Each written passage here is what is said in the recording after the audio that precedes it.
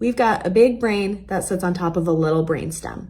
When we sustain a concussion, we have rattling of that brain around in our skull, and consequently we have bending and twisting of the brainstem. Now, the brainstem is responsible for a lot of vital functions, including ocular motor control, but it's also responsible for the majority of our autonomic nervous system. The autonomic nervous system is responsible for the things that you and I don't think about, like salivation, lacrimation, heart rate, blood pressure, but also our digestion. 20% of the information from our brain is sent to our gut, and 80% of the information is sent from our gut to our brain.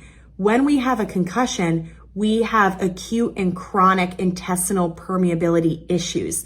This means that there are actually bacterial endotoxins that are leaking out of your gut and going into the bloodstream.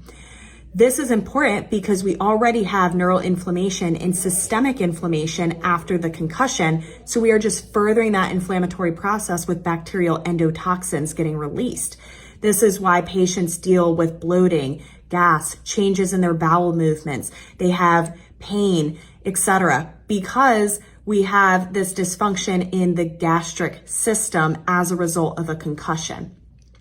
Because of that inflammation getting further propagated, we also have involvement of the autonomic nervous system, which again is responsible for digestion, but also intestinal permeability, intestinal transit and motility, gastric motility. It's responsible for hormonal release. So we can have subsequent involvement of that autonomic nervous system as a result of the gut dysfunction. That is why it is so important, if you think you have sustained a concussion or are having gastric issues, to see a provider, because it could be the autonomic nervous system that's involved, it could be the gut, or it could be both due to that gut-brain connection.